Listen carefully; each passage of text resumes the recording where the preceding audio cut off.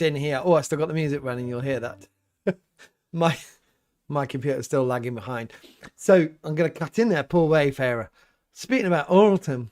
We only just get into summer here. Well, not even summer, spring. We're only just getting to spring. So good evening. Welcome to the live stream, where yesterday and I would say this morning were good. Where I was anyway. It was sunny. It was good weather. And then this afternoon, it rained a lot. So much that there were, within a couple of hours, there was puddles on the roads, deep puddles. So yeah, there we go. So autumn is in the air. Wow, I'm just so glad we're getting out of winter. So clocks change in a couple of weeks' time. So happy Mother's Day to one and all, and Mothering Sunday, where we remember our mother churches wherever they may be, but also our wonderful mothers and those who have helped us and grown up with us. But we also acknowledge at this time as well those broken relationships and those people who don't know their mums and even their dads when we get to it. So those are not good things on days like today for some people, but for many people it's a day of celebration. So I hope that you've had a good day on that. So Paul Wayfair, is it hot over there? Is it hot? Is it are you suffering? So yeah, we're waiting for it. If you could just export some of the good weather, pack it up, and to send it over to the UK, that would be absolutely amazing, because it has been pretty dreadful. It's quite nice actually. Today, maybe the second time this year, I open the door. You know, after the 8 o'clock service, I go to the door and I open it for people, and it was blue sky outside, and so it was just a wonderful sight to see the sun out there instead of grey. But it was grey. Don't worry, it was great this afternoon. Making up for that. So I didn't know if I was going to get on time, because it's Mother's Day, Mothering Sunday, and but my wife, I think she's gone. No, I'm gonna go to bed. So, well, not because she got go to bed at 8 o'clock. She's getting ready to go up. So, and I've got a cardigan. So this. I haven't had this for ages. It fell down. It's one of those things when you put it in the wardrobe and it fell down the back of the wardrobe. And I got this like little unit with all the, what do you call them?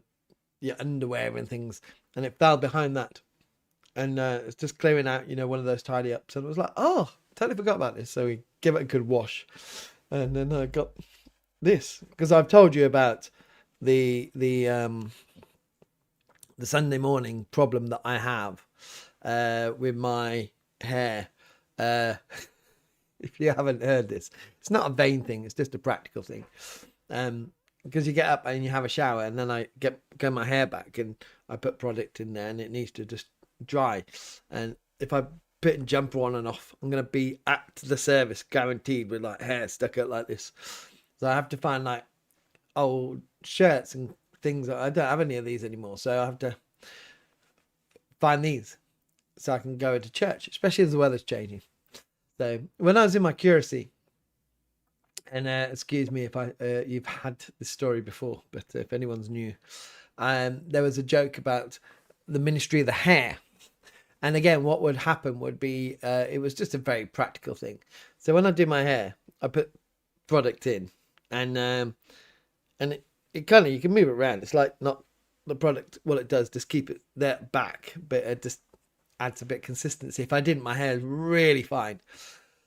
And sometimes when the static gets into it, it's really annoying. So that takes it out naturally anyway. But I comb it and then it goes rock hard.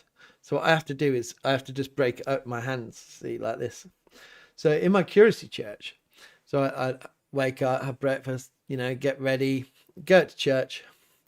And as I'm there in perhaps listening to the sermon or whatever, if I'm just there, I'll just start going, oh, on my hair, I've got I got to break it up. Just got to take all the stuff out and just break it up and just get it. And the rector's wife was like, oh, he's always doing his hair. He's always just like making sure it's nice. And it wasn't that I'm making sure it's nice. It was just a breaking all that horrible, because otherwise it's like slick back and it doesn't look good. And it became a joke, a ministry of the hair. The church started to grow at the time, so everyone joked it was the ministry of the hair, and it stuck. It's stuck around now for like 8-9 years, the ministry of the hair. So, and I don't think I can get a different haircut just in case. What about it? What about if it is? What if it's not about me? What if God's just using my hair? So, but I do think every so often that I should just change it. It's one of those hairstyles. I think you get to a certain age, isn't it? It really isn't. I used to have so many different hairstyles growing up, and colours, and then I got to a certain age, and it was fashion to go backwards. It was probably a David Beckham thing, or somebody did it going backwards, and then I just stayed with it. And I'm like, now, will I just go like this until that's it? Until I go to glory? Will it be? But I do think every so often I would change it, mix it up. But it might not work now. I just might look too old. I don't know. It's a dilemma. What does everyone else do? That could be the question of the evening. Should we change our hairstyles when we get old? We'll get into the chat and catch up and see what's going on. I'll catch up with the news from the parish. I should come up with a little a segment for that, shouldn't I? I should call it postcards from the parish or something. Like a little update. So Jordan said, praise Jesus, continual patience with me. Amen. Yeah, with all of us, and especially during this time of Lent. Well, that's it. I was thinking, how's Lent going? Question. How is Lent going? Have you fallen? Have you given in? Have you fallen off and then got back on the horse, as it were? Richard said, good evening. Paul Wayfair, remember to eat some simnel cake. Oh, I think I've heard this before. I don't know what simnel cake is. I'm going to have to Google. So my first Google straight away. I'm not quite sure what simnel cake is. Oh, no. Simnel cake is what? It's a traditional English dessert for Lent and Easter. Oh, with layers of almond paste and marzipan. Oh, I never heard of this. Wow. Maybe I should try that. So Rocket Star, blessings, everyone. Blessings to you. Jordan, same here in Manchester. Rev, I walked the long way home from church to ponder our sermon on Daniel more drenched. To our sermon on Daniel Moore drenched. Yeah. So luckily my son, as you know, does American football, and they got it's annoying going through Churleywood to the motorway, and they got some traffic lights on a kind of cross section, and that so you usually get caught there, and then they got roadworks, and then you get to the other traffic lights for the M40 going straight on. So these roadworks ones were just causing chaos. And then I drove down. You must have seen this around where you are. They've just changed the policy. When they have roadworks on pavements, they put traffic lights on the road. Now, I get it if it's on the edge of the pavement or near, coming off the pavement and a bit on the road and stuff like that. You might need more caution. But this wasn't even on the pavement. It was on the grass bit away. So you got the road, you got the pavement, and then you got the grass bit here. They were literally there, and they put traffic lights. Probably weren't working on them all weekend. Probably going to cause absolute chaos, and especially tomorrow morning. And I'm like, why was I telling that story? There was something. It's the righteous anger in me boiling up. Help me, people. What's the context? Is anyone listening? So I was driving to American football. Oh, that was it. I left early. Because I got caught up taking him over there, I got caught up. So I left early, and the traffic wasn't that bad, which was good because it was raining so much. They stopped American football early. So I got there 15 minutes ahead of time, and he was waiting, very wet, very drenched. Put the heating on full in the car. Wow, stifling. I was like, on the way back, can't breathe. So, yeah, the cardigan. It's actually it's quite an old cardigan. It's quite old. My daughter saw it this morning, first time she's seen it, and it's actually older than my daughter probably. And she was like, and she's very fashion conscious. She was like, "You're no, dad." No. Philip, greeting the central heating on in Rugby. Yeah, well, we had it on. We had people round. This after all, my wife did, and so I think the heating was on when I got back.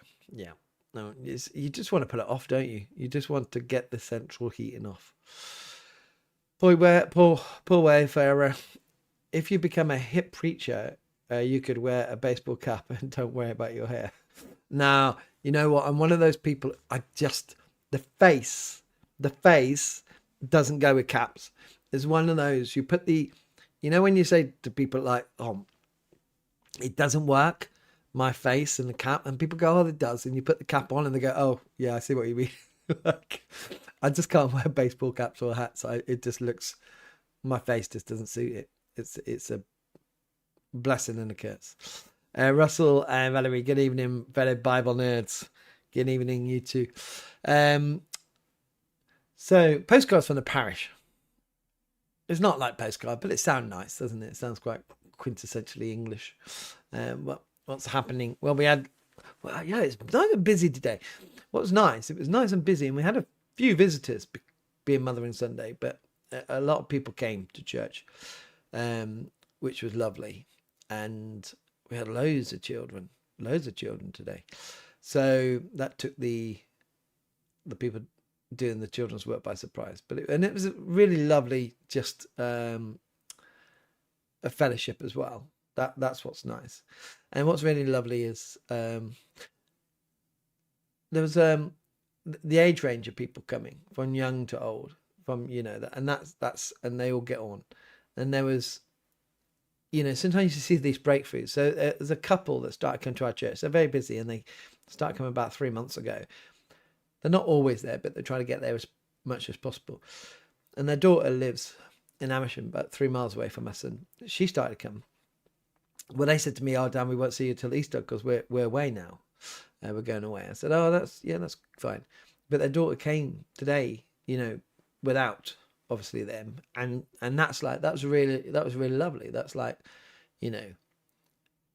she came because her parents asked her to, and now she comes because without her parents. So that was one of those, just a lovely thing amidst all of the celebrations and the Lent. We're going through, as you know, remember, we got our Psalms. We're going through our Psalms, and the Psalms are going down so well that after Easter we'll do Easter, and then we'll do the Acts, because it's always good to remember what the early church did, and then we're going to go back into Psalms until the summer, because people are really enjoying them.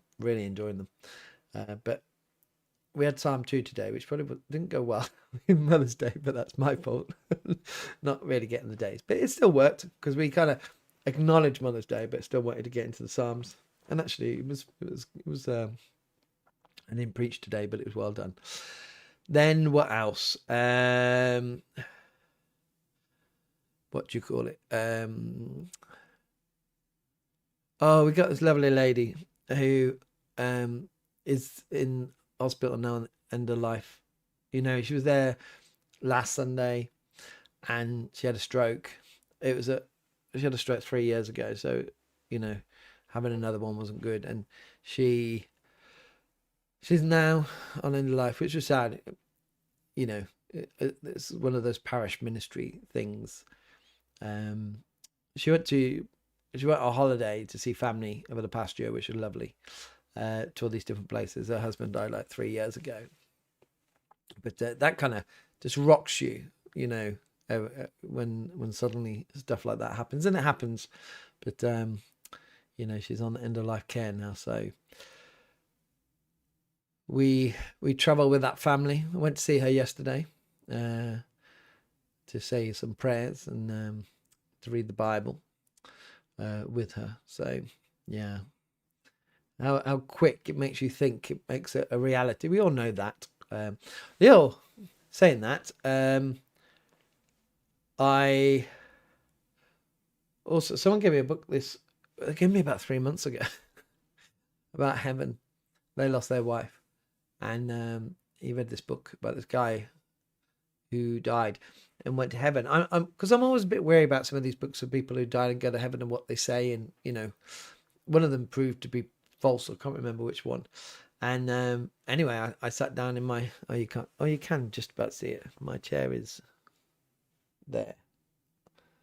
I'm looking on my screen there because this one in front of me is lagging. And I started to read it, and I read the whole thing. I read cover to cover. It was actually quite good. It made me think a lot, and it was more compelling than some of the other ones. That's another one. What do you think about these books? What do you think about these books? So we'll get into a bit more of the chat and see what's going on. I got my drink tonight. Oh, my throat's better as well. I'm not so croaky, which is good. That's just nursing the old throat. So, Clive, evening. All blessings from Dorset. Quick question: is Bristol Cathedral now a mosque? No, it isn't. And I looked into this. There's a thing that if you have an iftar in a place, it becomes a mosque. And I looked in. As far as I can see, those things don't happen. It needs to be a kind of practical thing. A very, like in the church, like a church or cathedral isn't a church until it's been consecrated. And I think it's along the same lines of that, just because to do that. I think that's one of those, from what I can see, it isn't. What is more concerning is that you have those things happening in there when it's incompatible with a Christian religion, and and that building's the church or the cathedral, because it's happening in churches as well, is a place of prayer, a house of God, is where we come to worship Him, and it's just so incompatible. I just don't get that. I mean, like you're gonna get people who want to do that, of course you will, but just go use another building to do this. Why there? Symbolically, is what are you saying? So I have I think this week I'll record tomorrow a video about that. I started to get it all researched and written a bit to speak about that.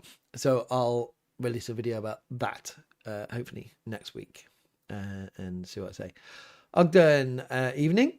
Billy's craft room hairstyles. There is a problem. There's probably an app where you can take a photo of yourself and experiment with different hairstyles. That would be crazy. Yeah, but you spend half the time, or most of the time, putting like Mohican and stuff on just for a laugh. Billy's craft room, near-death appearances. Yeah, near-death experience. Well, I think this guy was actually dead for 11 hours. And it shocked everyone when they put him to the side. And he came back. And they're like, what's going on? So a rocket star, do I use Just for Men? What is Just for Men? Is that no? Is that dye? No, I got greys here. No, I got too many greys here. I might have to at some point, but I don't know. Do you go grey gracefully? I'm very lucky at the moment. Both my brothers are like bald, and they're like they're like, you're definitely the milkmans, as brothers do. I'm the youngest, and by the grace of God, I still got my hair where my eldest brother, I think he started going bald at 16. He started losing his hair. So they always have their skinheads, not skinheads, they do have the bits growing, but they don't have anything like I do. So I'm very pleased with my hair. So every day, I always say every day is a celebration because I still have my hair. And my dad was going bald before he died. We were so cruel to him. Oh man, if my kids did that, we just took the mickey out of him with him losing his hair. We used to call him Baldy Locks and the Three Hairs. It's like, Sorry, Dad. Like, here's your kid when you're, like 10 years old saying it and all. It sounds funny, but it must have really annoyed him. Goldilocks and the Three Hairs. Billy's graph room. Week 3 of a crop back here. Oof. It wasn't proven, but with hay fever season, coughing and sneezing becomes a dangerous sport. Oh dear. I think I had a back injury. I did my back in once, and I think I wouldn't say nothing worse. There is worse, of course, but you know what I mean. It's up there. If you do your back, it's awful, awful. So, Zoe, evening. Billy's craft room. Thou shalt have no other gods than me. Yeah, exactly. Zoe, love C.S. Lewis, just reading Mere Christianity for the second time. Oh, well done. Well done for that. Clive, thanks, Rev. It touched my heart, and I'm not even CV. Looking forward to the vid. Yeah, it's just, even if it did or didn't make it, whatever they think, or it's not even on them. You know what I mean? It's not even on the Muslims here. It's on the Christians allowing it. It's just, you just politely just go, we just can't do it. And like I said, even if people are inclined to want to have multi-faith events and stuff like that, just go do it in a different building. It's just but there's still, let's not forget, you add up all the things in some of these cathedrals and churches, and apart from drag shows, that's happened in one London church quite regularly. I think they might be weekly. You have the gear world display. You have yoga. You have disco, silent discos. I'm not against, don't get me wrong, I'm not against using those buildings at all for stuff, but recognizing it is a house of God, because I think I said last week, in medieval times, the church was multi-use. It was the biggest building in a lot of the towns and villages, and they could do a lot of things in there, and they did do things in there. On a Sunday, it was for worship, but it was always controlled. It wasn't nonsense going on in there. It wasn't something blasphemous or anything like that. It was just a practical, everyday life of a village or a town going on in there, whatever needed to be done. And now you got churches with post offices in there and shops in there, which is absolutely brilliant, because you're helping the village, and that's what we're there to do, to serve. But to do yoga and invite those other spiritual practices in, which are incompatible with Christianity, is just really short-sighted. Simon, how can you art for evolution as a Christian? How can you? What's art? Let me just see if you got anything down there. I don't know if you got a spell thing come up. How can you? Is it believe? How can you argue? How can you argue for evolution as a Christian? Well, I think people will. There's. I think I spoke about this before. There's young Earth and old Earth, that people will believe that the Earth and everything was created 6,000 years ago. Others will believe it's millions or billions of years. And in one way, the longer view brings evolution in. Things can change, and I think it's not that we were evolved out of nothing. That's nonsense. That is absolute nonsense. But there are some forms of things that are evolving over time. But I think there are Christians who would argue that you could come out of the what's it they call it, the primeval steeple, something like that.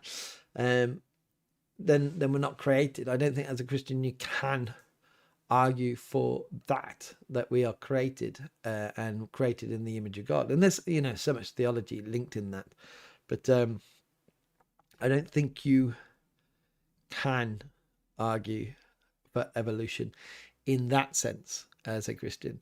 I think you can acknowledge a over, if you're old Earth, over billions of years, things can change, but not that we come out of a soup.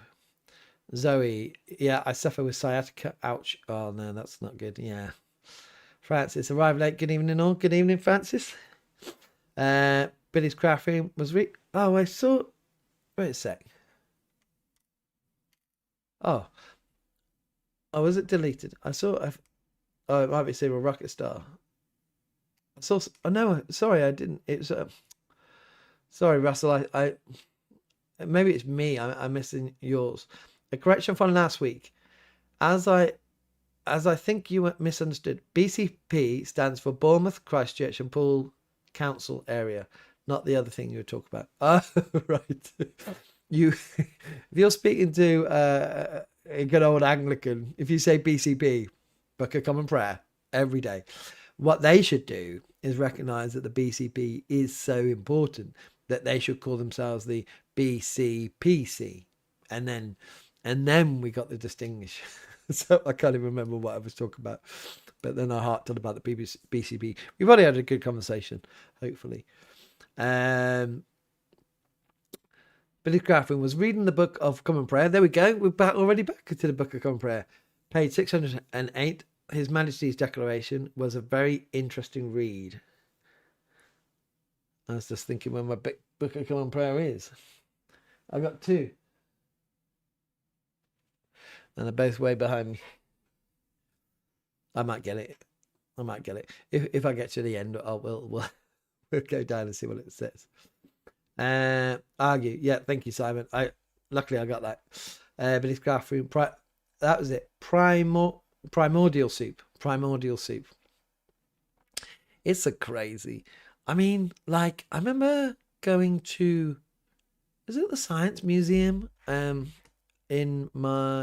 London or somewhere I was going to the Science Museum, and it was a story from evolution, and it's like you're just presenting this as fact, and they had this room with a huge timeline of like this is, and I was like, it's just like, first of all, it's a theory, right, and you presented it like this. There's nothing else there, and it was just crazy how scientists can just think that this can happen, and I just don't get the leap. I just can't get the leap. How, first of all, that something can just come out of the water and not die within a minute or two. You know what I mean? It's like, or how much do you have to come out before you start developing? How do you get out and start developing an ability to breathe on water, out of water? I need to know, back it up, and it's not convincing. Zoe, I believe in New Earth. Dinosaurs were extinct from the flood, and humans did not evolve from apes. God created man as man and ape as ape. Young not new. And I said this before, and it's not taking away anyone's view, but whether it's young or old, I don't think that's a game changer in your salvation. It's a good argument, it's a good debate. I don't think it's a thing to fall out over. I can't see how that will change a salvational argument, whether you're young or old.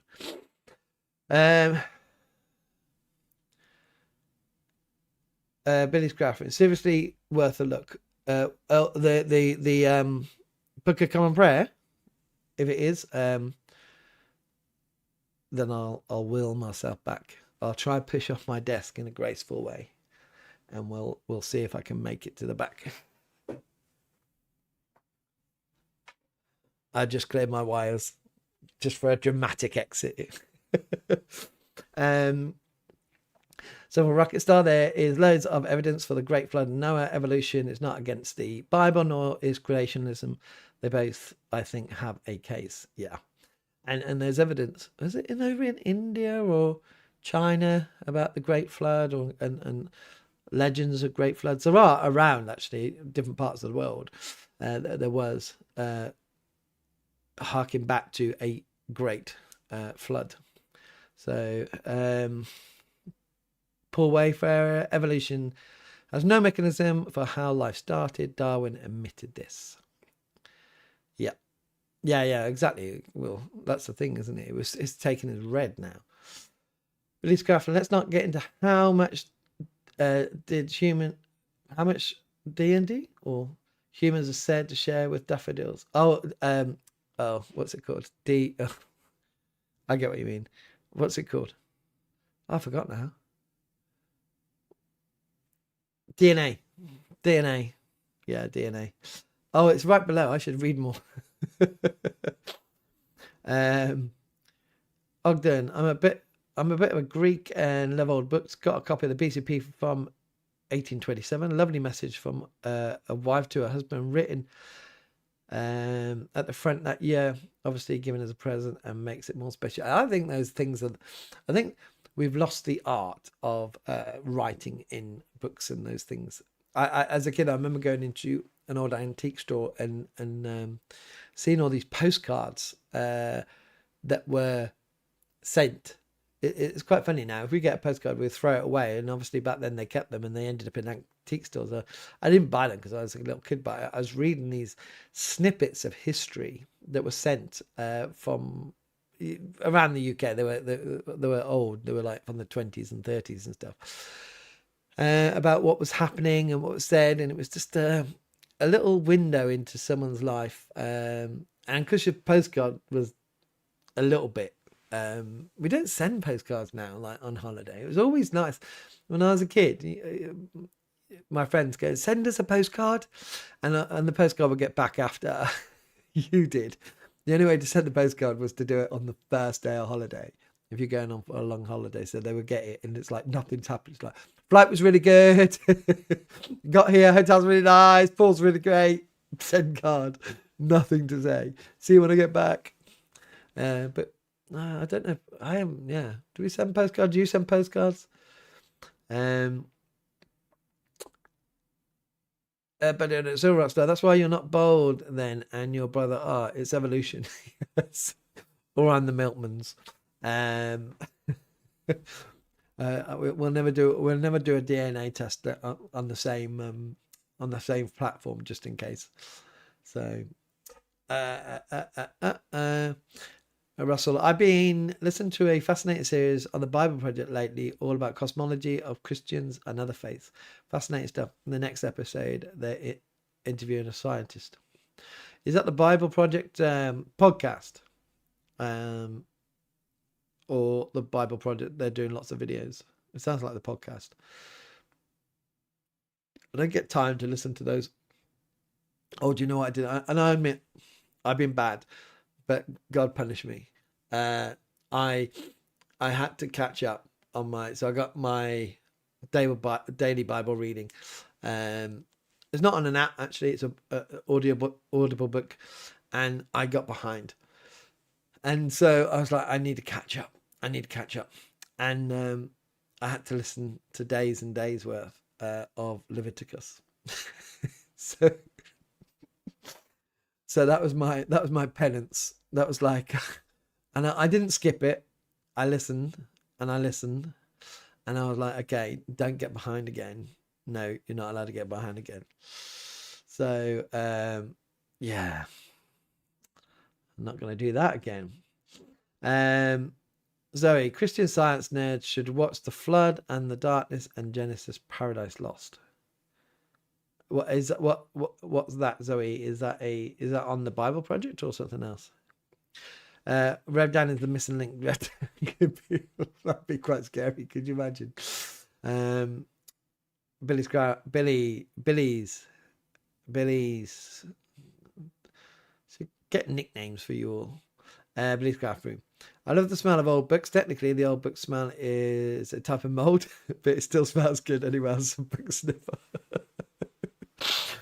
It could be. Luckily, this my channel isn't like really famous, because people could cut snippets out and really use them. So I read out these things. Anyone else a book sniffer? Like, but Zoe is. Love the smell of Bibles. There you go. Zoe's a good old Bible sniffer. You have a goat skin leather Bible and it smells lovely. Ogden, love the smell, even the mold. Lol, spent hours in Oxfam books. They it's one of those things. It kind of creates a kind of sense, doesn't it? A sense of history, old books and things like that. Zoe, oh yeah, old books smell great. Russell, Valerie, yes, the podcast I can listen while driving. Yeah, I don't get to drive. I get to walk. Well, it's been dodgy though, but not far enough to get into something. So, but yeah, podcast driving, that's a good thing. I would say I would have a look. Maybe I'd just get it up on there, another link to remind me. All right, so I'll have a look. Where was I? So Rocket Star. I missed the days the church handed out books as rewards for Sunday school. I got Pilgrim's Progress. That's amazing.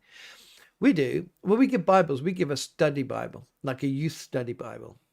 When our youth, the teenagers, are at our youth club on a Friday night for a year, they get a study Bible that we give them. So, Billy's graphing. I struggle with the graphic descriptions in Leviticus. So yeah, imagine just listening to, catching up on days and days and days and days worth of Leviticus. Zoe, no, they're both films, Dan. They're both films? Films. Films? They're both films. These, where is it? The things you recommended earlier, but I can't find it.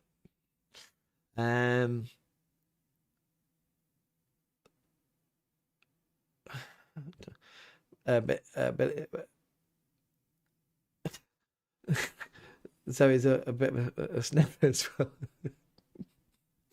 I don't know where we're going down tonight.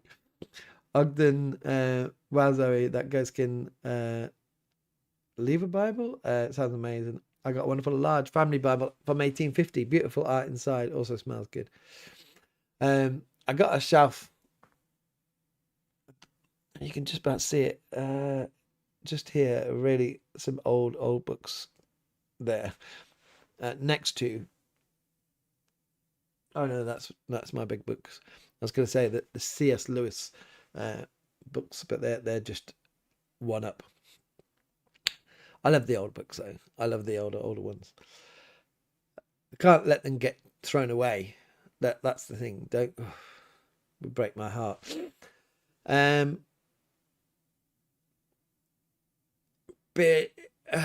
where was I? Silver Rocket Star. I love the written words from loved ones or the birthday cards, etc. I collect them if I can. Yeah, I should have started a collection years ago. About that.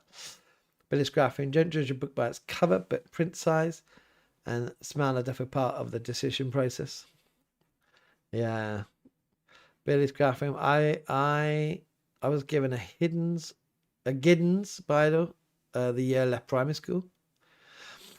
We in my Courtesy church we used to give out Bibles, and but it was a Church of England church, and so we put it there. When I came to this parish the first year, we couldn't give out Bible because it's not Church of England school, so we gave out we weren't sure whether to do it or not, but it was a dictionary with thesaurus, and because people say, well, they don't use them anymore, and we said, well, it was quite thick and substantial that they might keep it on their bookshelf, like a lot of people do, and they'll always remember that we got it.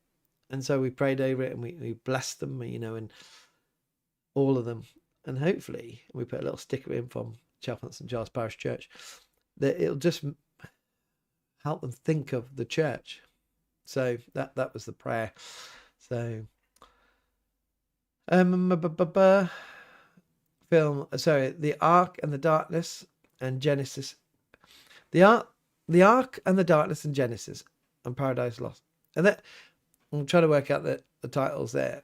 Zoe, what's the first film and the second film, or is the dash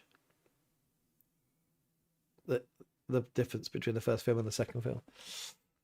Fancy Pack, Children's Pie. Ow! Oh, I just twinged my back. Children's Bible. I lost the context of that. Sorry. Billy's Craft Room. It's fine. Marlene McCowan has a channel about parrots of various kinds, and she calls her followers sniffers. Birds of different kinds smell different. Yep, I'm a fellow sniffer of most things. Yeah, that's a what could the name of sniff? I don't know. I'll go down a rabbit hole if I try to make it up a name for you lot. Or maybe we should just leave it as followers of Christ, but that might be. Civil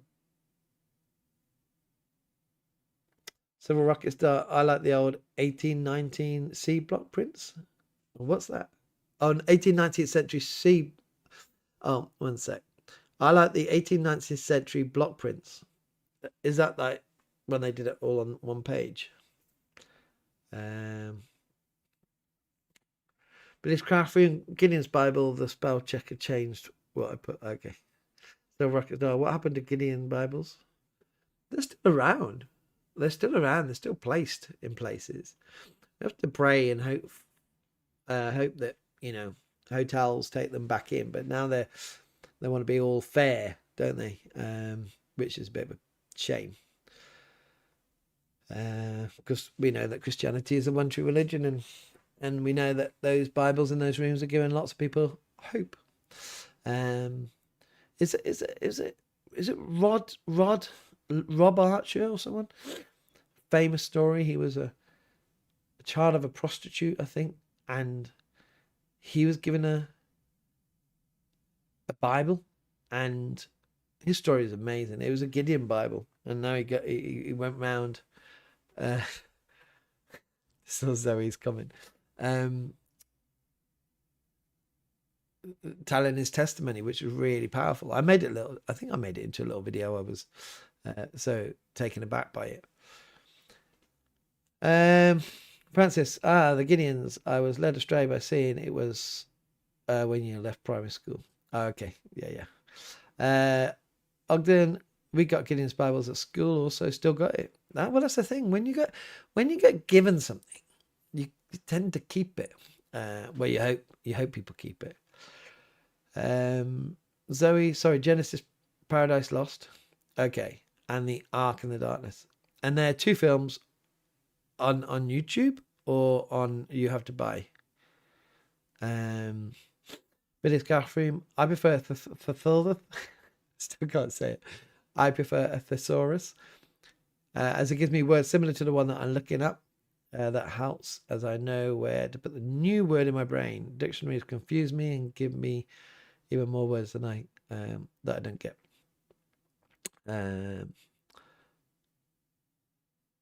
Russell, a big shout out for our local Christian bookshop, Keith Jones in Bournemouth. They're having a mini sale in our church next Sunday. Oh, that's cool. We have near us. Goes out my head now. I'm gonna have to look. Why has it gone out my head? That's awful.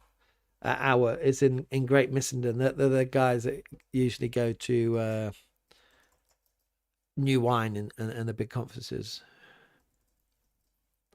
And I don't know why, I can't remember it. You probably put it in the chat before I even. That's it. St Andrew's Bookshop.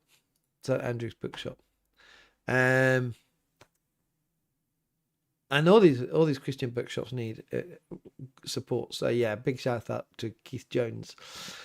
Zoe, Bible sniffers, biffers.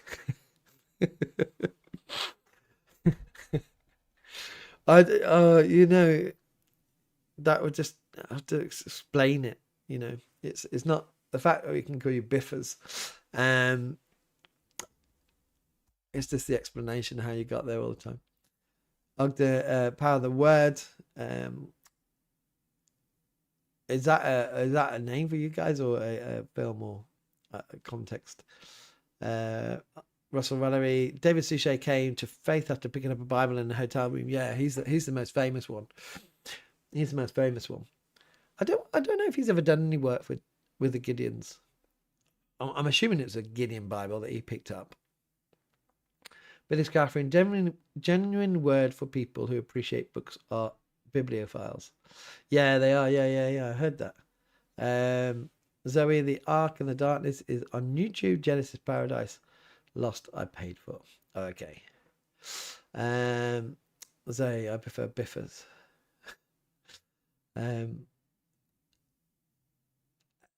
25. That's it. It's what I said last time, wasn't it?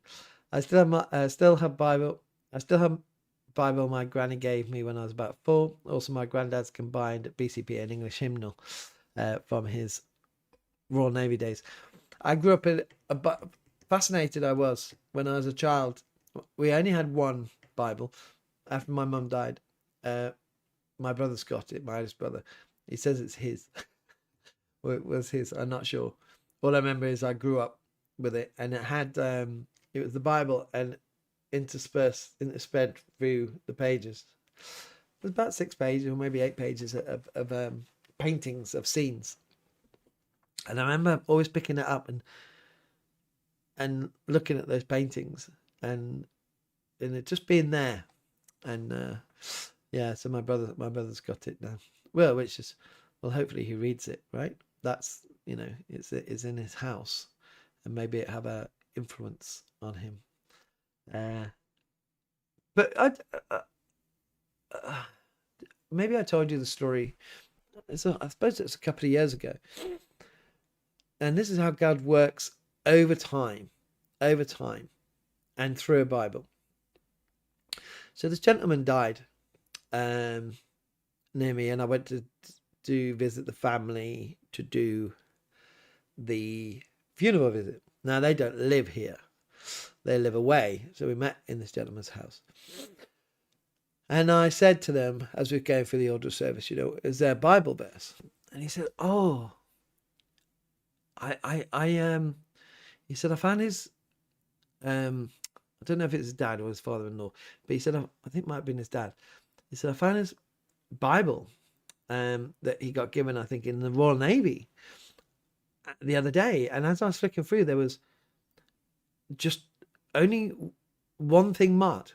I think he was just flicking in. He just saw this one thing that was marked. That was it. And I was like, oh, well, let's have a look. We can see what it says. Anyway, this gentleman died on a Sunday. They were there in the house with him, and so it was probably about the Sunday, not that Sunday, the Sunday before, so a week and a half before when he died. And so I got this Bible, this one that was given to him in the Royal Navy, which he marked, we don't know when, but it must have been quite a long time ago. And I looked at the verse and I went, oh, and they were like, what? I said, that exact verse was part of the passage, and the integral part of the passage that we preached on the day that he died. Now, considering in the Anglican Church we do the lectionary, and so that passage only comes up once every 3 years. So what's that? 156. That's 1 in 156 chance to die on that Sunday. I was like, that is so significant. So we all immediately on the spot agreed, that's it. This is the passage. This is the passage to use. And I was like, wow, God. And it gave them so much comfort, you know? You know, to die on the Lord's Day is a special thing in one way or another. But that was the only thing. And I held that Bible in my hand. There was nothing else in there. And it was just like, wow, wow. And it was comforting. Amazing, amazing. I wish I knew when I'll find out in the future, when he marked it, how many years before. So, Ogden, yeah, I got my Bible from my grandparents when I was christened. Now we get all different. There's one thing, and I'll just say this quick, get back on to the questions and chat. When I come into vicar, going through vicar school and stuff like that. So I did my placement going into a hospital chaplaincy. And they said, you know, one of the things with Bibles now, the modern translation of Bibles, is there's so many. And because there's so many, we don't know what people use. When you have people with Alzheimer's, for so many years, this is the advantage of using a Book of Common Prayer and the King James Version, is that's what people knew. And what they found is when you read passages from the King James Version of the Bible to people with Alzheimer's, they would perk up and they would know. And the same with the Book of Common Prayer service, that they would join in. And they said the trouble with the new translations, with so many, you're going to lose that because you don't know what version. You might come along with your version and start reading it, and people will not react because it's not like by rote, as it were. They might react, but it might not be by rote. That's one thing that goes against all these modern translations. So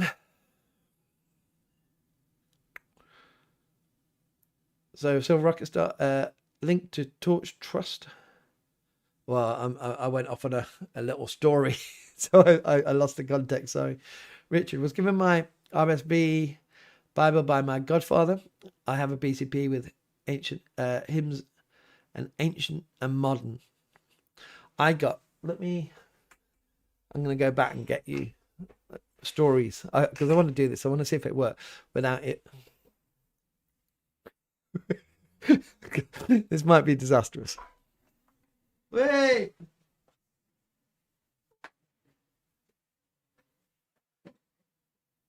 Oh, it's gone.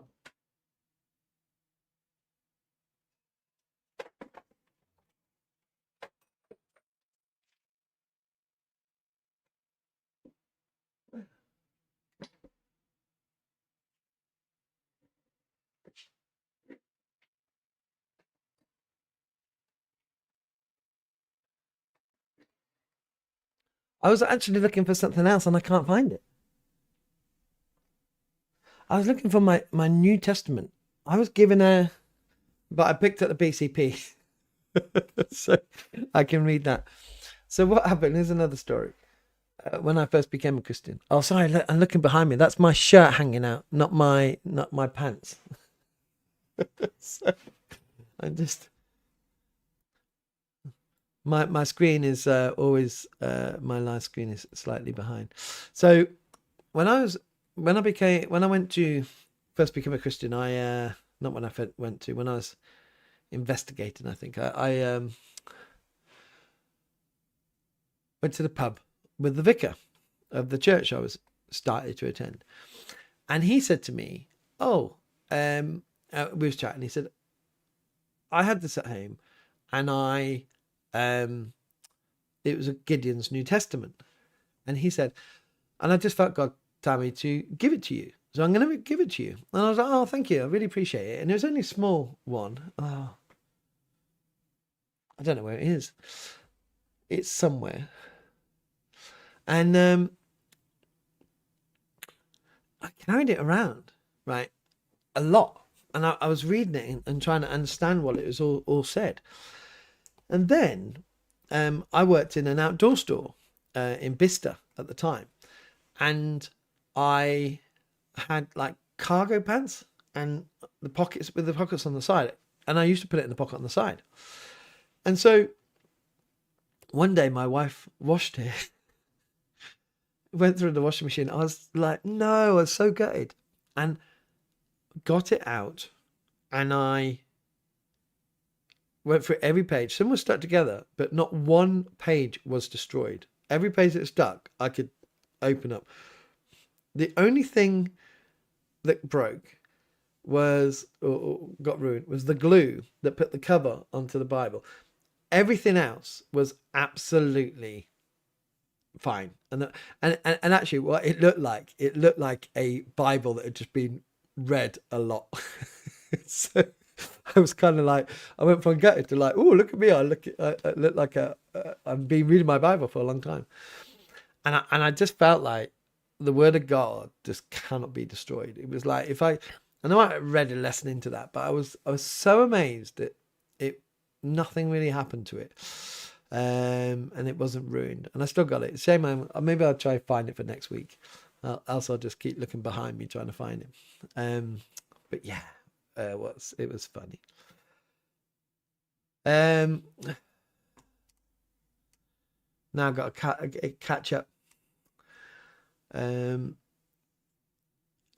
with it, and what's made me, as Richard said, was given an RSV with the BCP, and with it is an old BCP hymnal that was for my nan, and so it's up there somewhere, hopefully. Billy and Ogden, wow, whoa, that was the story from the old man. It's amazing in this role, and everyone's got stories, but how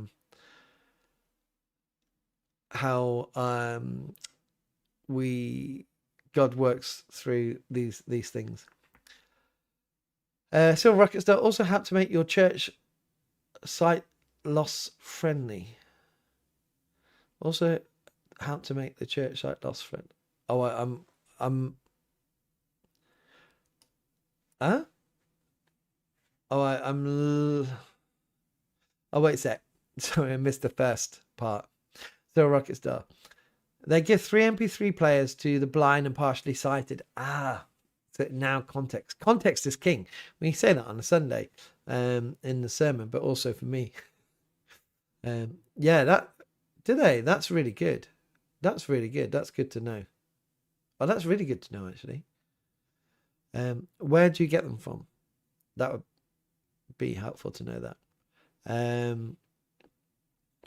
But his craft room. Tim Wildsmith is a great channel. He reviews Bibles, but also has written book about the different translations and where they are in the spectrum of word for word and thought for thought. I did a video years ago. Oh God! When I was in Curacy, I would have looked quite young if I watched it now.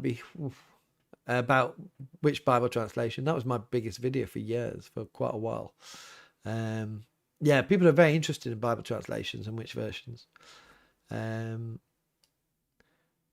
Zoe, I think most people born in or after the 1980s would know the KJV Lord's Prayer. Yeah. TP, I like the thesaurus in Jurassic Park. I don't know. I don't know what that is.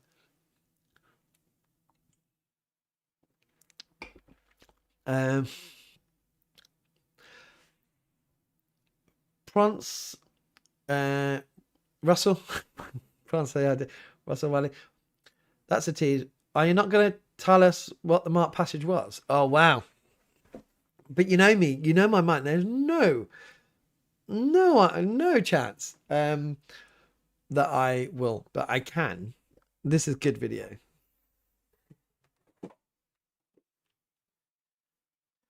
As long as I got all my orders of service, and these are just some of them.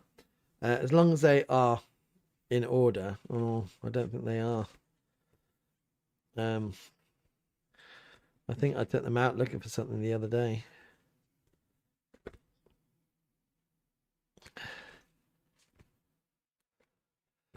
Not there. Speak amongst yourself. You know, there's so many that you do. Some of these are weddings, by the way, and you remember all of them. Sometimes I see the weddings ones, and I think, oh, are they still married? Are they still together? Did they make it through? No, maybe that's, you don't want to see me going through all these. You look at all these, and there's such memories there of these people. Ah, there's one here that that's the wife I told you about. She's in hospital. That was her husband. No, I would have to say next week if I can remember. Not straight there. So there's two things I need to look for now. That and my little New Testament. Where are we?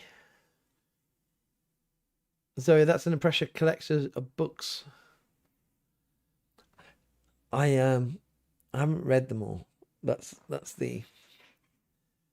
I got quite a lot of them cheap, but it does look good. If you go back onto my old videos, when I was in my curiosity, I was behind another bookcase, a Billy bookcase, with books on there.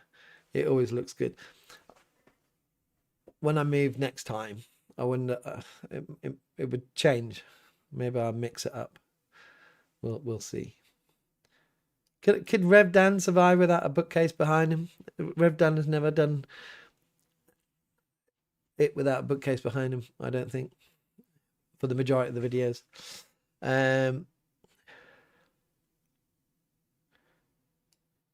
Billy's Crafting. Jurassic Park rule: just because you can do a thing doesn't mean you should.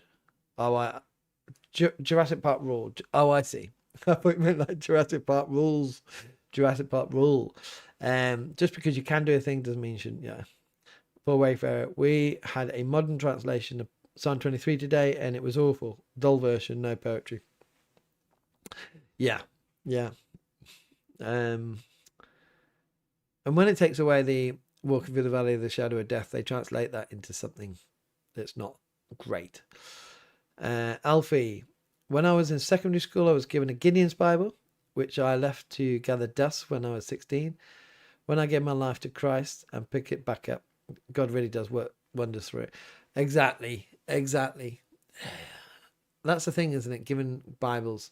I bought lots of little NIV Bible, New Testaments and stuff like that, to give away, like this size.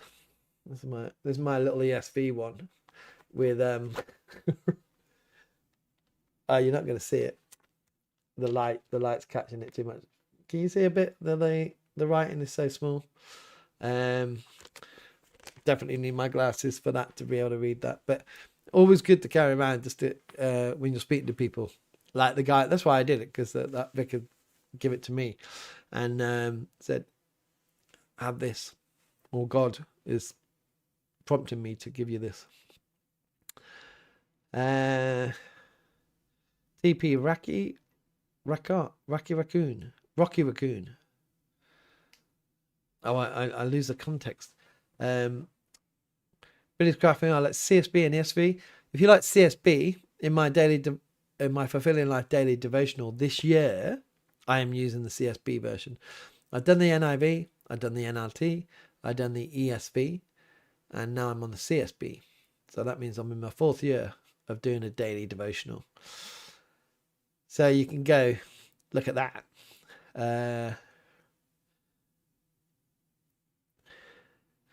Zoe, ESV, NLT, a good combo.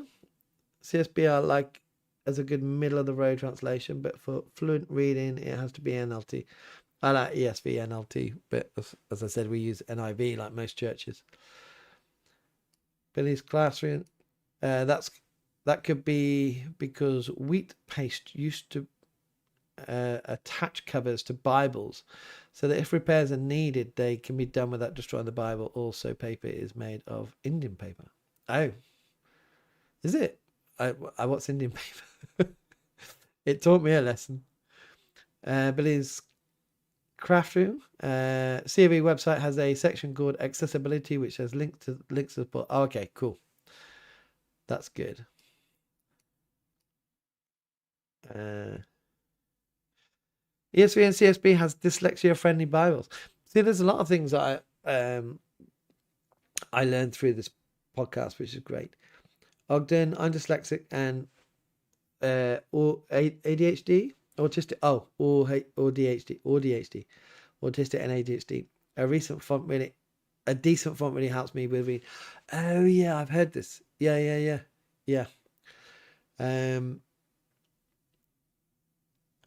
Francis Black, thesaurus.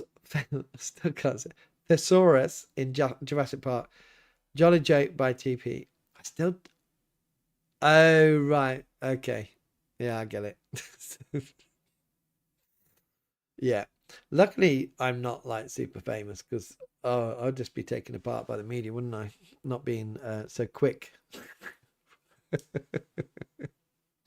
I'd have to private this video straight away. Silver Rocket Star. Let's say a little prayer for the lady and family who you'll talk about in closing prayer blessing. We will. Luckily, her son came over from the States today and got to spend time with her on Mothering Sunday, Mother's Day. But yeah.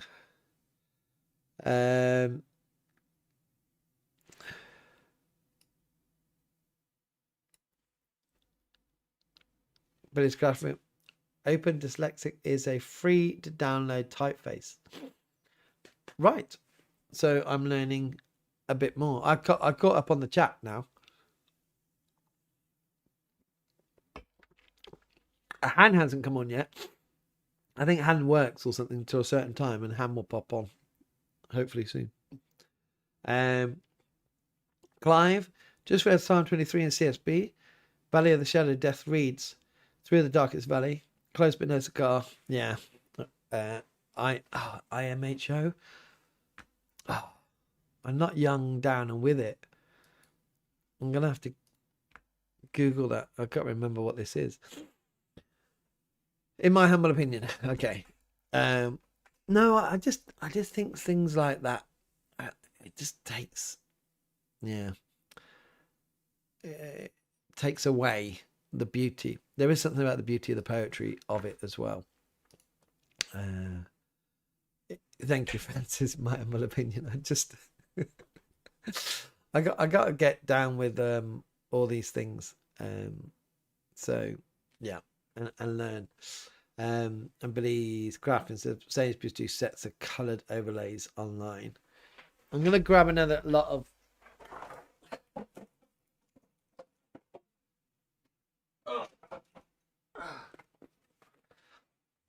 Let's see if I can find that. Can't remember who it was.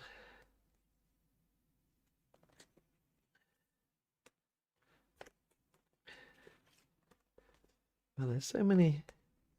You got to forget how many funerals that you do. Just do so many. I get all these out once a year and go through them and to remember them and to pray for their families. It's good to me. And my drawer's getting full.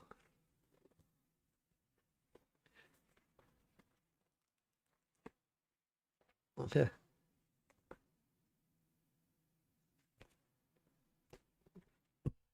I don't know where that one's gone. Francis, you're 79 in April. Good on you.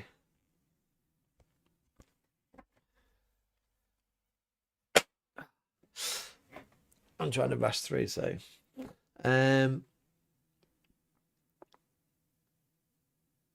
okay. Any questions? I don't know if I got anything to speak about, which would be quite rare for me. Or you could just watch me try find my book as I panic to see where my book is. Oh, that's it.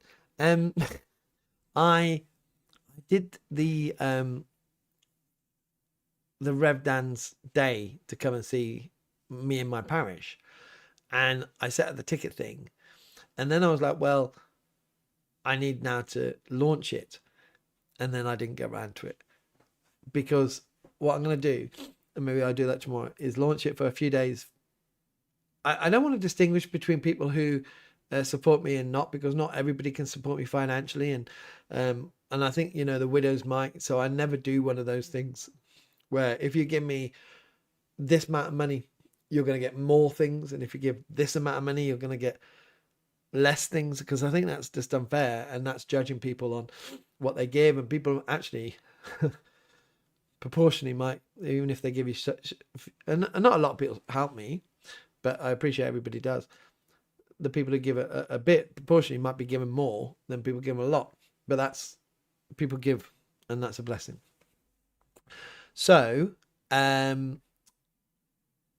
was thinking, because it's support the ministry without letting it to them first, just to say I appreciate and acknowledge your support. If you want to come down, you're guaranteed a ticket, and then a couple of days later to release it. It's not like going to sell out. I mean, like, don't worry. It's just a tip of the hat to acknowledge that. So maybe I've done, maybe I do that this week. I'm awful. I need an assistant. That's what I need. I really need an assistant. I need to get enough to have an assistant to help me. Billy, the Grace Bible comes with a set overlays and is dyslexia friendly. The Grace or Grace or Grace Bible. Russell, Valerie, we've just booked up for our church's first of a 3-day camping trip, but we've chickened out of the tent thing and have booked a B&B in a nearby pub. Oh, I used to work, as I said, not go outdoors. Oh no, I used to work for Cotswold Outdoors, and I remember going down to what's the one in the summer, New Wine, and soon seeing all these people, and you can tell people when they got money, right? You can see by the car they drive and stuff like that. But a lot of these people went down to go outdoors to buy tents, because you can get bigger tents for a cheaper price. But realized when it rained, it would get wet, both outside and inside. And then they would put tarpaulin over the tent, which added weight and stuff like that. And I always find it funny when people, if you're going to do the tent thing, you need to invest in a good tent. You really do. And then you got the opposite one. If you had one of those nylon ones, the heat, the humidity in the mornings. Oh no. I got a canvas one. It's far better. I haven't used it for ages though, but yeah, probably going to the local pub, especially in this British weather, is it's probably the best thing. JKK, not a spiritual question, but I've lost 7 stone 5 pounds in 3 years. Well done. That's 7 stone 5 pounds. Wow. That's really good. I converted from stone to kilograms a few years ago, so I know what 7 stone is. I'm just trying to think what it is, if you know what I mean. Wow, that's amazing. 25. 25. I want to call you Harold, because it looks like Harold. You just haven't got the vowels. Might be, or 25. Apart from the poetical beauty, I think often the Old English versions have a more powerful impact. E.g., we do not presume to come to this thy table. Yeah, well, that's the thing. It's just, and it's, strong language. Shall we go back up? Was it Zoe who said about the or Billy? I'm not going to find it now, am I? If I'm going to try and look for it.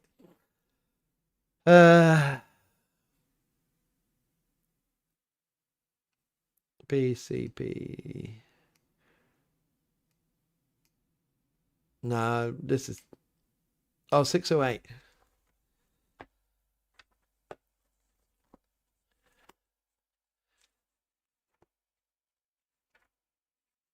608?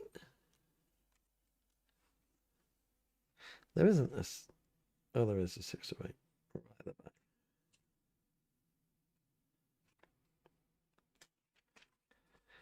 Oh, His Majesty's Declaration. I've never read this. Ah.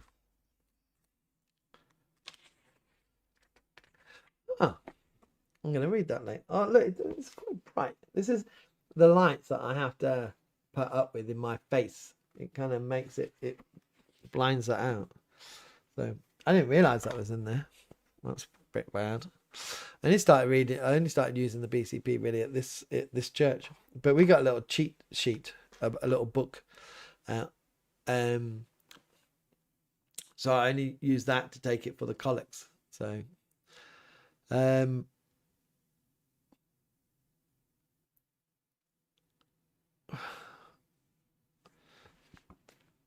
JKK saying TP, I was very nearly severely obese prior to weight loss. That's well done. Well done.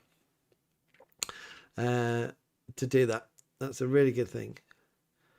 Billy's Graphing. Hubby and I had a trailer tent, which was good, not sleeping on the ground. It was heavy canvas, but after a while, in heavy rain, after a while, you get the constant misting from the rain outside.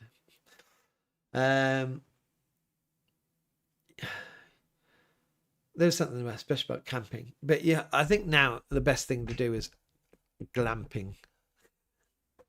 Just to make it so luxurious. Billy's Graphing, Blood and Thunder Christianity. Oh, no, and isn't the concentration. The context, sorry. Oh, 7 stone, 5 pounds is 46.6 kilos. Wow. That's well done. Wow. 6 away. Okay, Majesty Declaration, got that. Harry, hi Dan.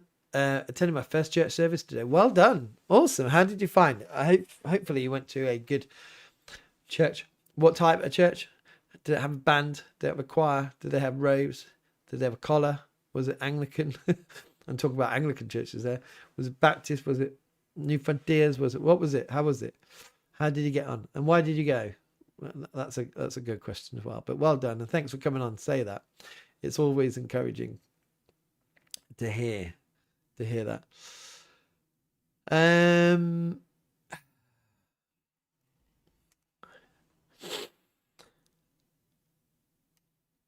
Dorothy, the new confessions have nothing on the old one, we used to say. Yeah, I think I said this before. Everyone who comes to our 8 o'clock BCP service, who has been to our common worship service at 9:30 before, they're really impressed with the BCP service. They like it. Most of them are like, this is really good. Billy, being in God's ordinance, according to our just title, defender of the faith and supreme governor of the church, to conserve and maintain the church, committed to our charge in unity of true religion. Do you see if we use the Westminster Confession? No, we don't. But I think people would uphold the Westminster Confession, but we don't as an official thing. I don't think we do, because we've got 39 articles and the ordinal and the Book of Common Prayer. Those are our things.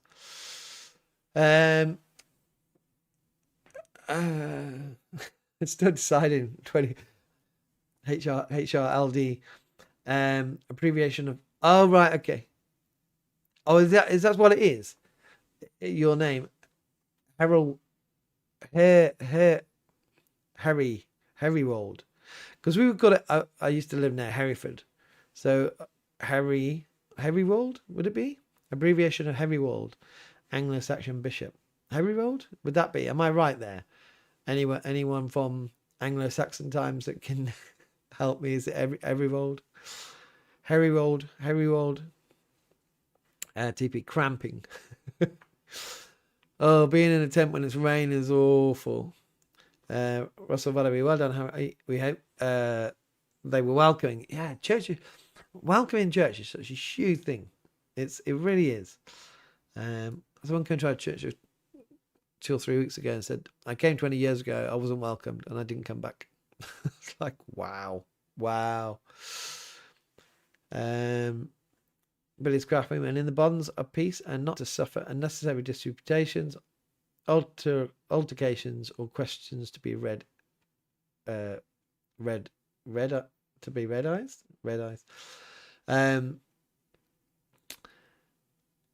And what I love about the BCP is this is the bigger one, but it's a lot smaller book, and it's easy to carry, and you got all the services there: morning prayer, evening prayer, communion, the litany, all the psalms, baptism, marriage, ministry to visitation of the sick, funeral, all in a smaller book than this. It's all great. And in common worship, they got loads of different books now.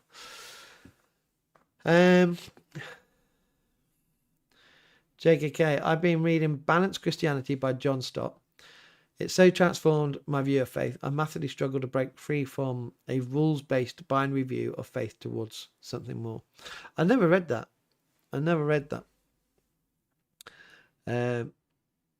But you know what? I probably would resonate. You know, traveling this journey and trying to work Christianity out and how you live this, how you live your faith and how you, with so many different opinions on things, you know, how do you do it? It's hard. I always say it's hard being a Christian. It really is. So a rocket star, Defender of the Faith, would make a good Christian heavy metal band. I've guaranteed there's got to be one, right? There's got to be one. Billy's craft room. Between dyslexia and spell checker, I'm doing tonight. TPP smiles. JKK, I'm FIEC, and we've been doing New City Catechism, which is their answer to 39 articles. Oh, okay. It's funny how so many things are based on the 39 articles. But I never heard of New City Catechism. I'll have a look. Zoe, we use Westminster Confession. I'm just reading it now. Very holy. Well done. Richard, have you ever read out any of the sermons from either the Book of Homilies? No, I haven't. But was it the Church Society? The guy from the Church Society. I forgot his name. He read them a few years ago, and I remember listening to them. And I think I started to read them, but I remember listening to them. But no, I haven't. But I do think about them every so often. I think whether, you know, when it all changed after the Reformation in the Church of England, whether in my church they would have been read, you know, whether the priest at the time said, you know, this is easier for me to read. But no, I haven't. But the guy from Church Society, he did. I don't know if he did videos. I think it's a good few years now that he did it. Zoe, church is supposed to be family and should welcome such people. Yeah, absolutely. And I say that. I'm quite confident. My church, since I got here, was always a welcoming church. I'm very blessed with having a church that's welcoming, but we're building on that and building on that. And so it's always really lovely to see how people are welcomed into the church, and it's not overbearing, because the other thing is you don't want to be, you know, over welcomed and it's just too much. Yeah. So yeah, finding the balance. But actually, I think if you've got a genuine community, then people see that. And I was speaking to someone. So our football team played yesterday, and I was speaking to a guy up there about church and community, and he's saying, you know, that I'm not a churchgoer. He's like, I'm not a churchgoer, but I see the church as such a good thing for community now, because a lot of things have been lost, and it's you guys that can show us the way back. And I'm like, absolutely, you know. And one of the things is showing community. Community's been so fragmented now that is just by loving each other and chatting and, you know, having each other for dinner. And I know those things go on, but across, you know, in church, it's outside of our usual groups, you know, our political divides and all that. It can be completely people that wouldn't normally be acquaintances or friends are in church because we are united in Christ, whereas without Christ we wouldn't have anything in common. And that's the beautiful thing, and that's a good thing to show society. Joseph, hi Rev Dan, do you take Bible questions in these streams? I do, and I will try and answer off the top of my head. If not, then I will take them. If I don't think I'm giving you a decent enough answer, then I'll get back to you. That's usually the case, but I can give you an opinion. I'm lopsided. My thing's lopsided. Billy's craft room. What to read and when? I got the one with a larger font like yours. Shall I put some links to resources in the comments of the video? Is that for the I'm doing it again. I'm lopsided. I don't know what's going on with my... Mind you, the house is warmed up. It's got warm in my office now. I don't need this. It's usually I put this on because it's cold in the rectory. But when I do this, the computer blows out so much heat, and closing my door, it keeps it nice and warm. Yes, that would be good, because that would always help people. And if you put it there, then God can use it as well as other people. Harry, it was Anglican. Oh, well done. It was mostly a Bible talk, which I loved, and there was a band, to be fair. Relaxed modern style, but no from recommendation. The actual teaching is quite trad. That's good. That's good. You know, that's my tradition more, is a band. That's where I've been in a church with a band for 7 years now. So, but I said to God, use me. I'll go where you want me to go. So, you know, but maybe in my next parish I'll have a band. But that's good. And the teaching is so important. The teaching is really important. I listened to a sermon a couple of months ago from someone in the Church of England who really just couldn't define what hell was. It's quite painful, to be honest. And it's like you're preaching the word of God and you can't speak about hell confidently or really define what it is. Harry, really enjoyed more than I thought. That's good. Yeah, well, you know, that's good. And you know what? Go back and sometimes when you don't enjoy it, persevere with it. Sometimes it'd be boring. Sometimes it won't speak to you. You know, at the start, it really is like, this is exciting.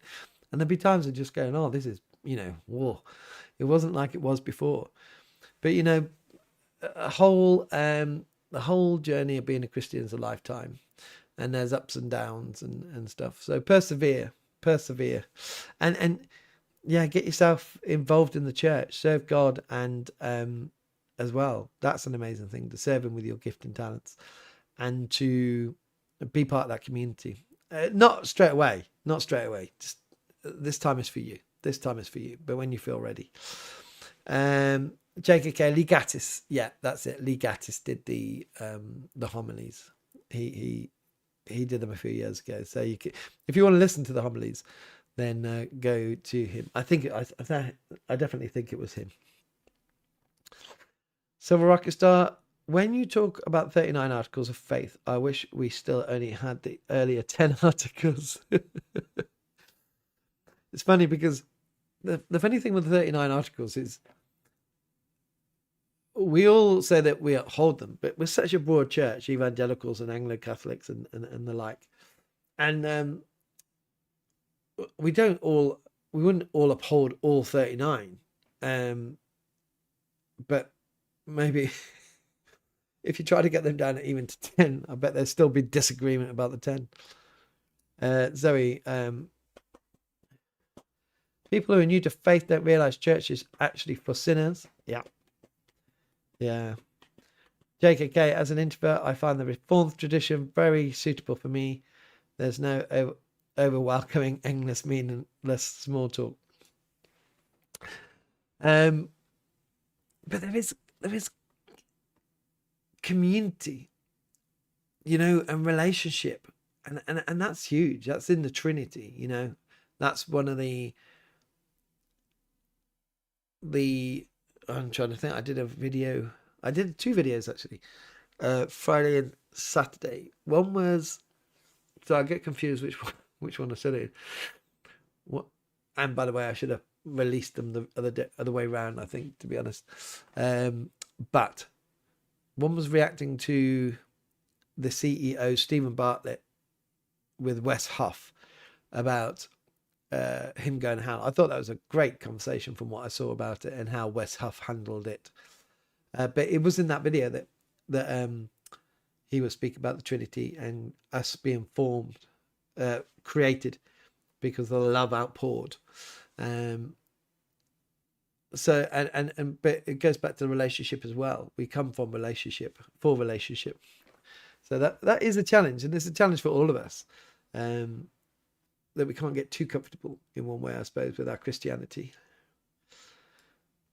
Russell Valerie, very torn on the issue of immigration. We are told to welcome the foreigner, but things are getting ridiculous now. So I'm not trying to put you on the spot. No, you're not putting me on the spot. I've said about this before. I come from my children. My wife is Colombian. My children are half Colombian. We went through a huge process. We weren't sure whether we had to prove so many things. 25 years ago, 26 years ago, when we got married, to get her over here. I wasn't even sure, even getting married, whether she could come after, but by the grace of God, she did. So I was a student at the time. My mother-in-law is a widow, and we wanted her to come over. She didn't want to come over, by the way. She's like, why would I want to go to the UK? Why would I? But we wanted to get her a longer term visa, so it made it easier. But it was very difficult for that. So we've been on the legal side of it. I know there is war and all those, and there's economic reasons people will always come. And I think a lot of people coming at the moment, but they're coming illegally. And I'm just of the mind that if you come illegally, you shouldn't be able to roam the streets so freely. If you come in illegally, you should go into a processing place until we understand who you are, and if you're here for the reasons that you say or not. It just seems crazy that you can come and just roam the streets. It just doesn't make sense. So, but the other thing is, and I do see a lot of people saying about this, both Christians and non-Christians, we shouldn't worry about all this, because there's a lot of angst about all this, but God's on the throne. God is on the throne. Sometimes I'm hearing people and just going, God is ultimately in charge here, and he's in control. We might not be in control in all these things, but God is on the throne. So, is it a concern? Yes. Are we supposed to welcome? Yeah. Are they all genuine? I doubt it. I think there will be genuine people, and I think there won't be genuine, and I think there could be people who are dangerous, but I think there will also could be people that are benefit, and that's for the people with the right qualifications, hopefully, and hopefully they do it properly and sort things out. But I think it can be quite complicated. But we also are seen as a soft spot because they should be stopping at other countries in Europe as well. So yeah, immigration is one of the biggest things, and it will change society. But the other thing is, with all the, you say that all these people coming in and stuff like that, our society is pretty changed anyway.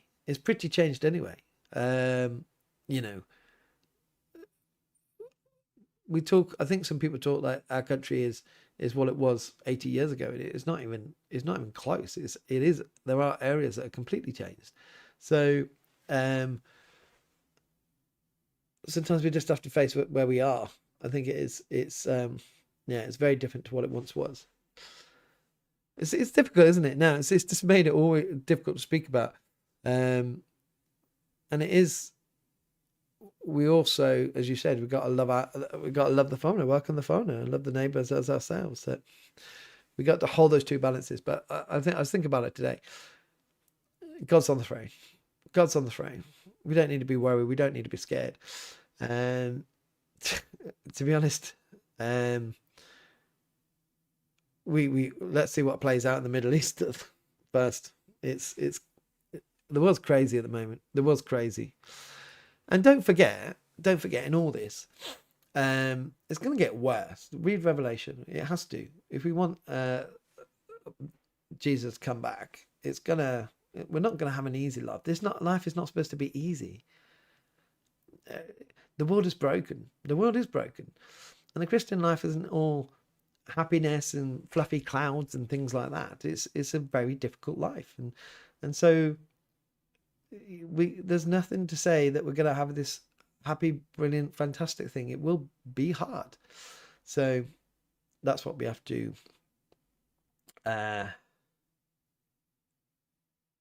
hold on to. Joseph, thank you. My question is about the Psalms. As far as you're aware, how did we get the 150 Psalms that we know today in Scripture?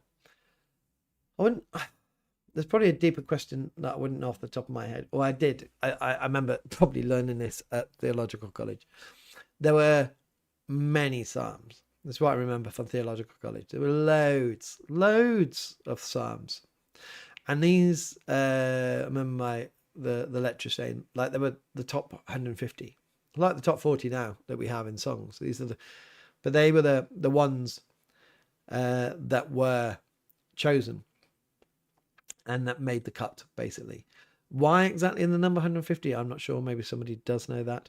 But there were a lot more than 150 Psalms, but these were the 150 chosen by people or by God or through the Holy Spirit. People put them in for the Bible. That's where they come from.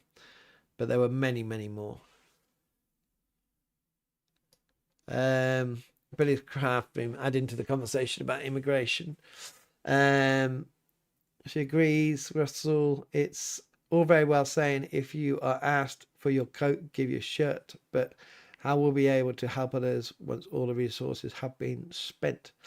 Well, it's always been the same. Go back to the previous Labour government under Blair when the social bill was so high as well. That's what happens under a left-leaning government, isn't it? It was big, huge social bills. It's the same problem. It's just different in a way demographics. High taxes to pay for that. It is God's on the throne. In all this, God's on the throne. JKK, I'm part of a church that didn't have any instruments which went in the Bible. Again, that's before I was there. But it was a bit much. Oh, you were in a church, or you're part of a church. I know a church that doesn't sing. Yeah, or do any instruments. I'm like, wow. God, that'd be, because it wasn't, depends how literally you take it. And they like that, but I just can't see it. Paul Wafer, how do you balance between being welcoming and asking people to repent? Some newcomers want you to change to accommodate them.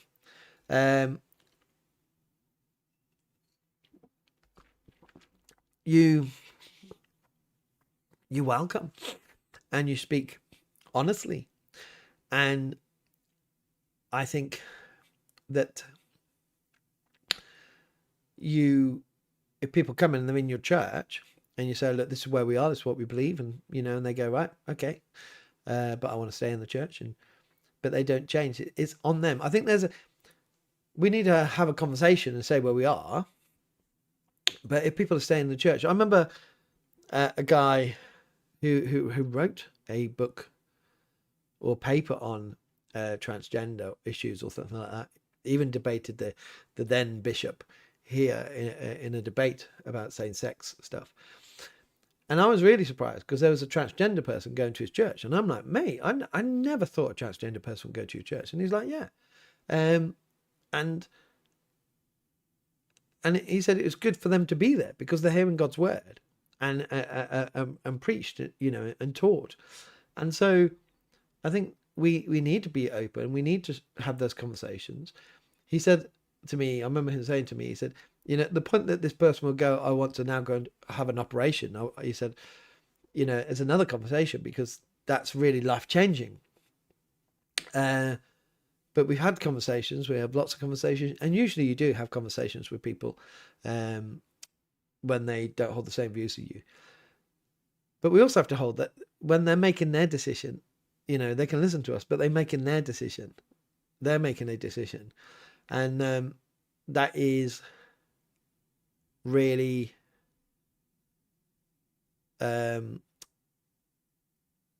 important for us to know that we've had that conversation, but it's not all on us. And I think we can get too much in like, oh, we must, and it's like, well, let God.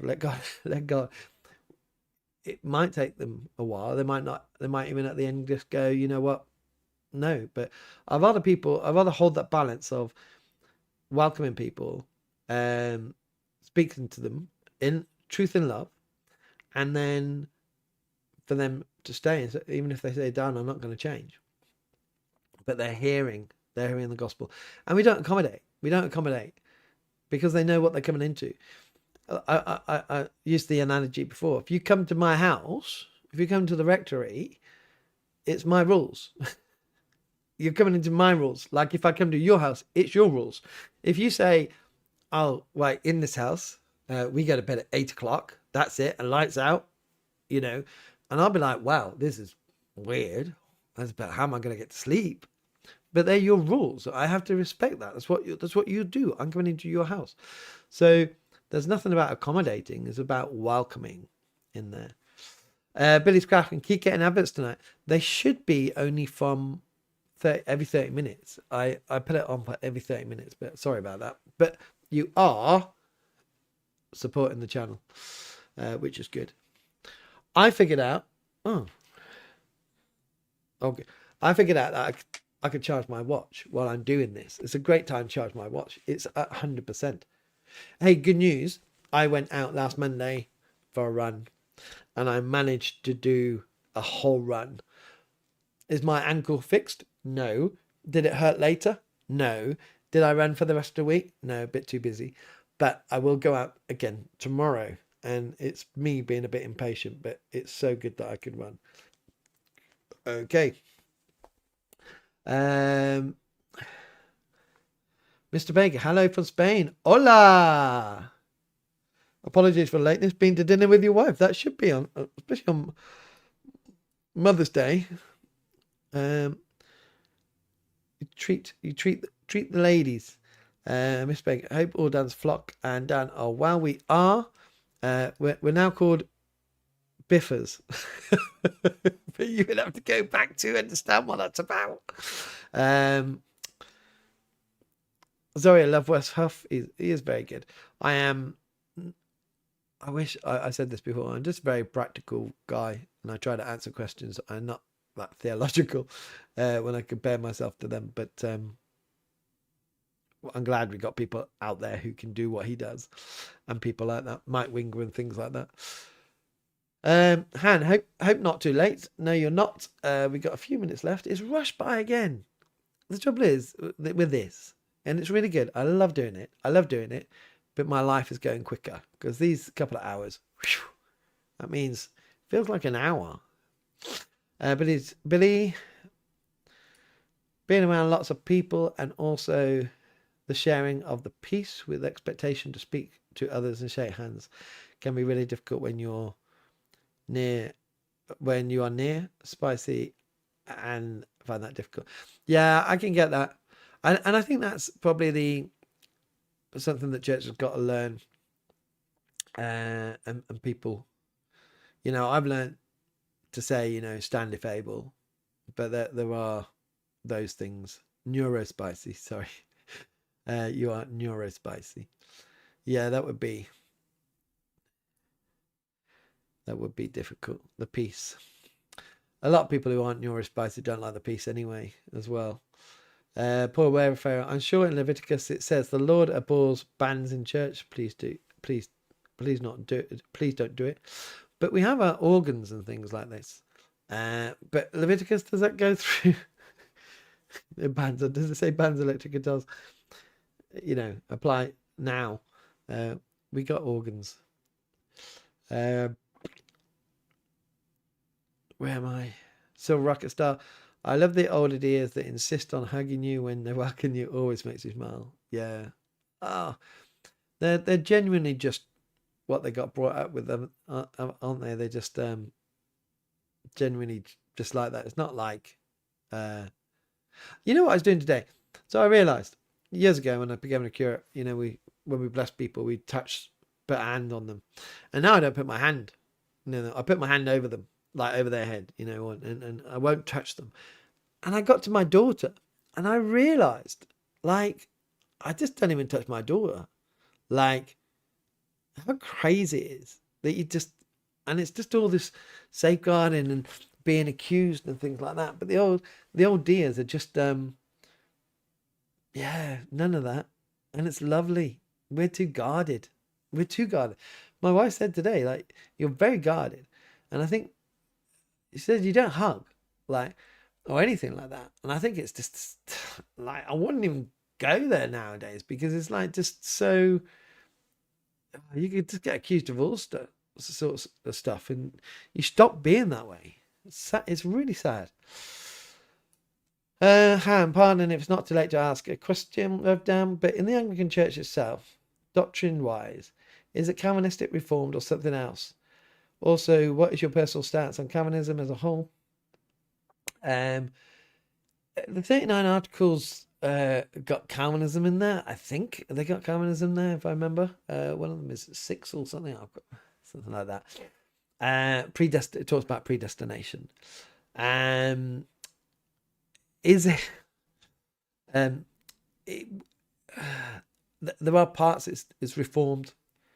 Reformed, yes, in some ways, but also remember when the Church of England was formed, it was that via media, so it was trying to hold a very broad church in one way and being broad. So now, if you said today, what is the official? So you do have an official stance. This is you go right. This is the 39 articles, and this is what it says. But many people, I even heard a vicar being told about a vicar who's kind of saying anyone gets to heaven, like,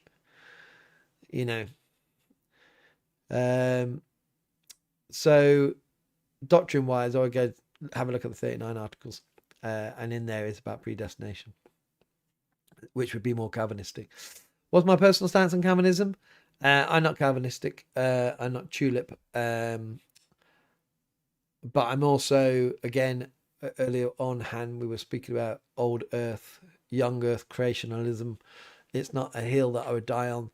Whether God predestined me, or I chose myself, or God intervened and certain people spoke to me in whatever way, I'm now a Christian, and I'll find out after, as we all will. But I'm not. No, Calvinism, the predestination is not something I could sign up to. But I'm also not Arminian, so in that way. So, but I am a Christian, a Bible believing Christian.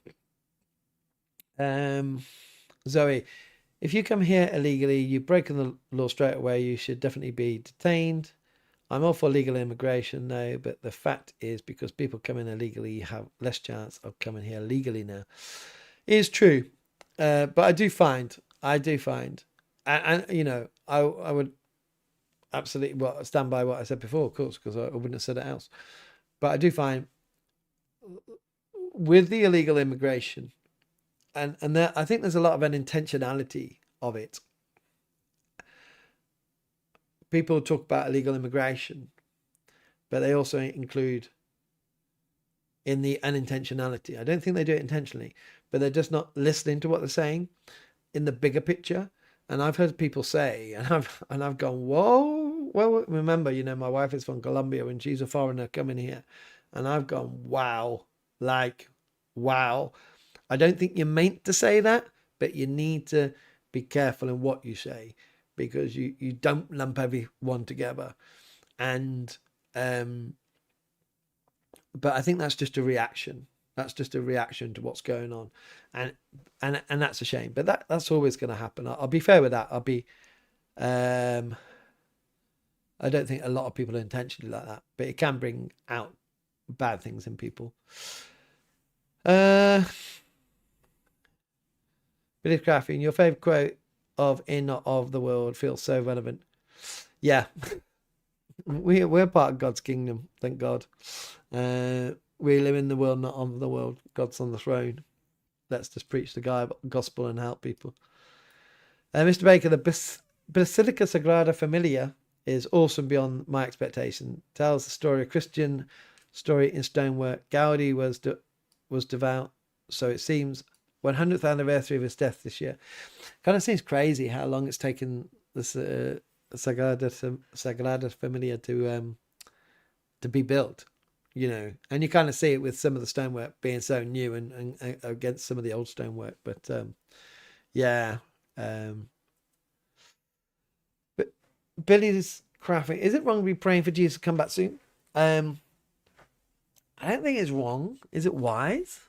Would be the question. I don't think it's wrong. I think a lot of people say, please Jesus, come back. It's when you see some of the news. Is it one of those, you know, would you feel if you prayed it and Jesus came back, would you go, ugh, but now I haven't got time to tell people about Jesus, and then now they're going to hell? So it's not bad to pray it. Have we done our part? Do we feel confident that even those that we know and love have heard the gospel? And I think that's the balance that you hold. That'd be the challenge that I put down to you. Billy's Classroom, a channel called Joe, that Christian guy, has a sketch where he says, "Me looking out of the window to see which book of Revelation we're on today." Yeah. Well, and you know what? But again, in all this, and I got a video coming out tomorrow about the whole, is it Ezekiel or Jeremiah 49 prophecy that's happening in Iran with Elam and all this, and people going out saying this is happening, where you got to look contextually at what it was saying back then and now, and geographically as well. So that's not tomorrow. That's coming out on Tuesday at 6:30.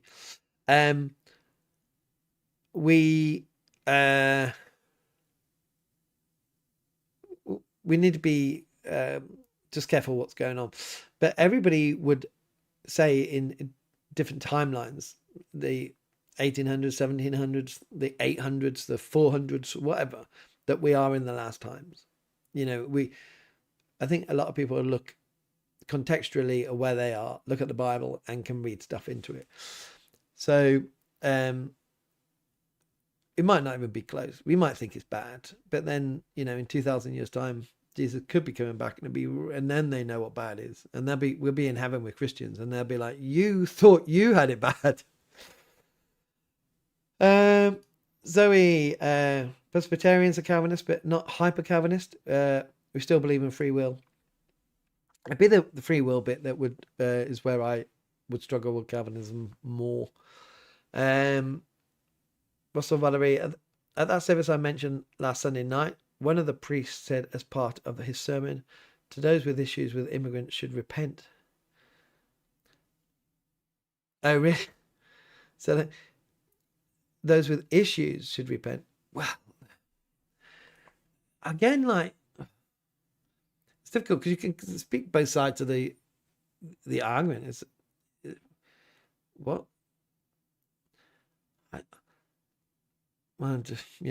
I shouldn't comment without hearing the sermon. It's funny, you know, people have spoke to me thinking, oh, I must be very Rev Dan in the pulpit and preach a lot of these social issues and stuff like that. I'm not. The sermon's there to edify and build up. It's not some of the things can be contextual, but it's teaching and building up and helping people live a more Christian life. And like I say, some of it is contextual, but yeah. But with that, I would have to be fair and listen to what you said. So it's Herrywold. Herrywold? Did we agree it's Herrywold? Is it Herrywold?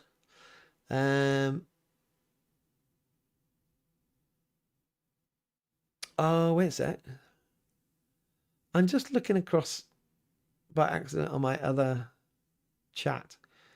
And I apologise to Ogden. I missed your message. And you said, my dad... it's not coming up. I need to move the screen. Oh, I lost it now. Oh, when my dad passed a couple of years ago, I read The Great Divorce by C.S. Lewis. Was amazing. Also read A Greece Observed. Also amazing. So we're sorry to hear that. And sorry I missed your message. And yes, A Greece Observed is, I think, really helpful with when you lose somebody. Harold, oh no, that's Zoe. Harold was speaking to Zoe.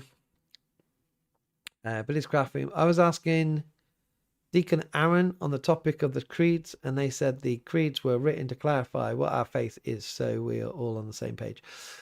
It was also a response to Rome, remember, in the Reformation, and it was a theology then. That's why people struggle now to sign up to all of them as well, because it was written at a time. So there's always some will sign up to them all, and some will, but a lot of us couldn't remember them. You'd have to go and read them.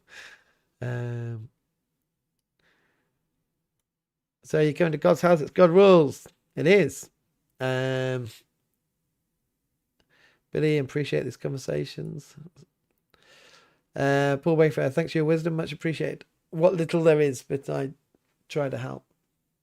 Thank you as well. Thank you for your comment. Han, thanks for your reply, Rev Dan. Hope the question and answer asked wasn't too personal. No, don't worry about it. If it is, I'm not going to answer it. I got a choice. I got free will.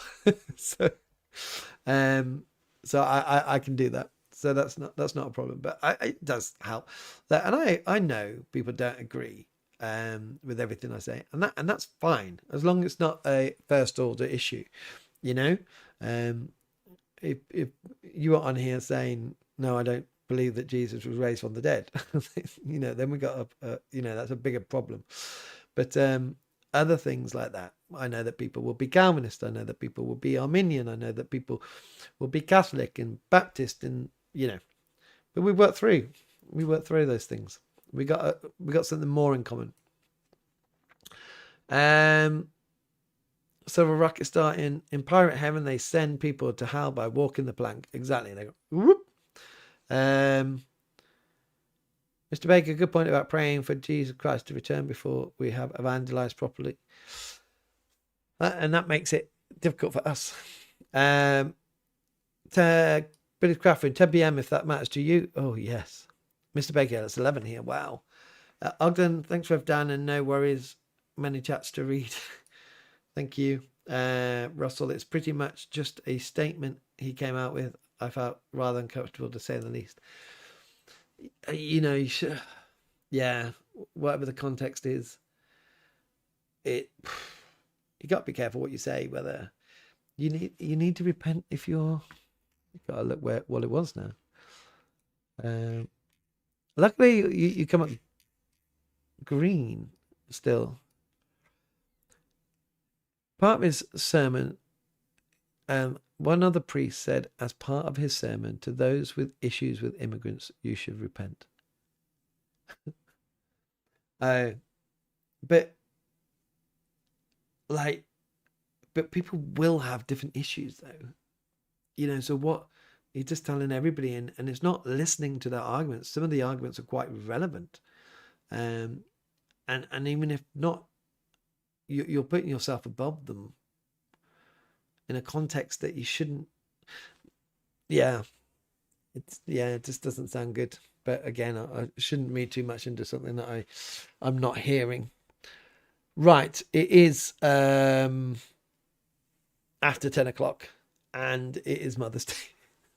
doesn't mean much to me, but my wife is probably asleep now. But as always, we're going to finish praying, and I'm going to pray for a lady named Heidi.